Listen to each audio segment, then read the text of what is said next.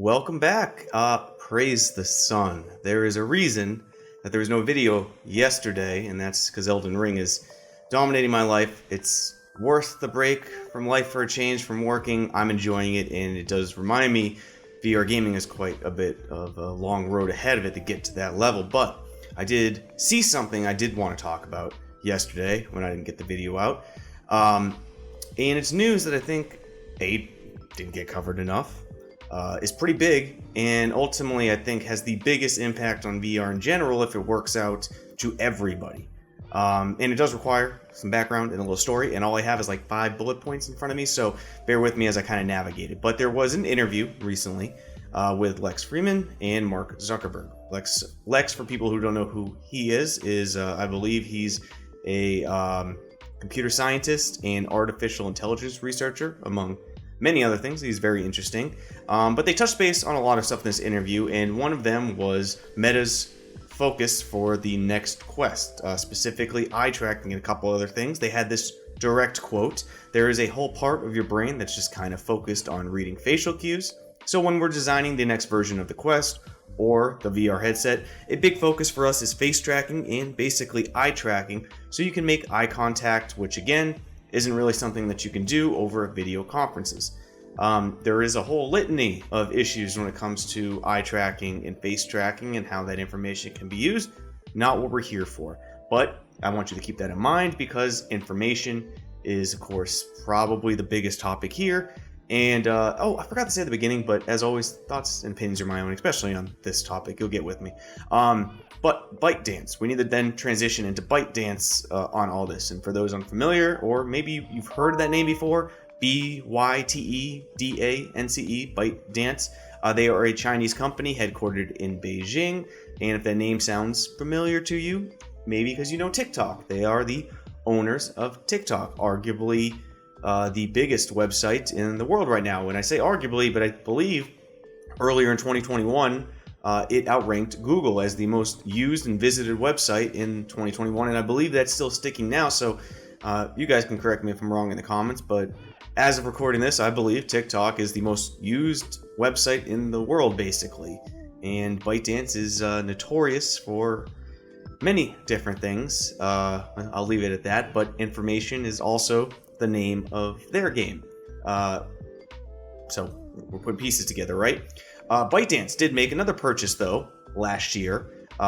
This purchase, a lot of people know about it, is the Pico Neo. Sorry, I'm twisting my words here. Pico is the headset company. So the VR headset manufacturer Pico, they bought them. For those who don't know, Pico, it's sold mostly over in Eastern markets, and the headset's it's actually pretty impressive. It's not the worst headset. It's actually got an XR2 Qualcomm processor. It does have built-in eye tracking and foveated rendering, another parallel here. It's got a decent field of view. I think it's right around 100 maybe.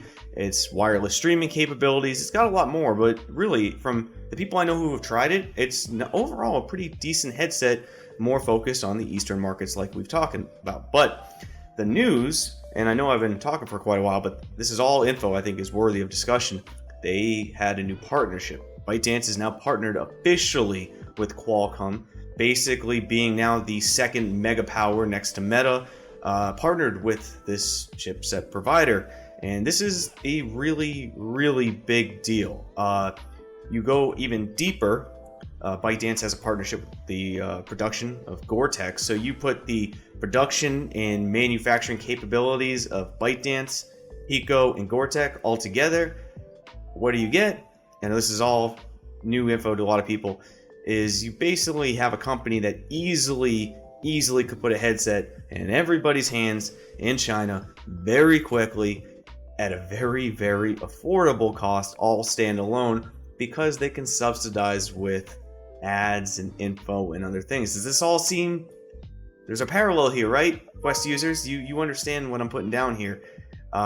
They basically have the capabilities now to be the Quest version, but in the East, with the added kicker that the CEO of ByteDance has also said that he is open to giving headsets to Western markets, so us. So that's the big news. Now, is ByteDance better than Meta for people's concerns? Is X or Y?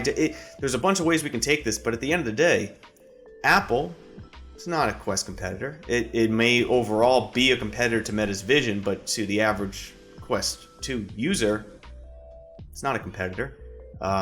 Lynx, it's a mixed reality headset. It's truly not a competitor, although they're trying to be. Valve, not a direct competitor.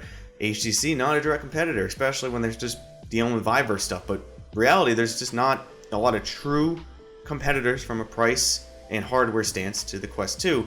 Pico, with all these new partnerships and eventually making it over to Eastern markets, that could be the one. And in my mind, and this is where I'm opening up to you guys in the comments, because I'm not making a statement if it's good or bad, but to me, this partnership is probably the future competitor that you want for the Quest 2. It may not be the competitor you wanted, but to me, if they make it over to Western markets, this is about the only competitor from a price and hardware perspective that we will ever see from the Quest 2. And why is that? Well, they both have the same type of business strategy when you think about it. Subsidized headsets, all in one, with a really solid package. That's all I got for today, though. I thought it was really interesting. I don't see enough people talking about it. Will it impact us? I don't know. But if it does impact us, it will be one of the most impactful things to VR happening since, in my opinion, the Meta Quest 2. But that's for discussion's sake, and that's what comments are for. So I'll see you guys again tomorrow. That's the end of this video. And as always, I'll see you next time, Space Cowboys. Peace.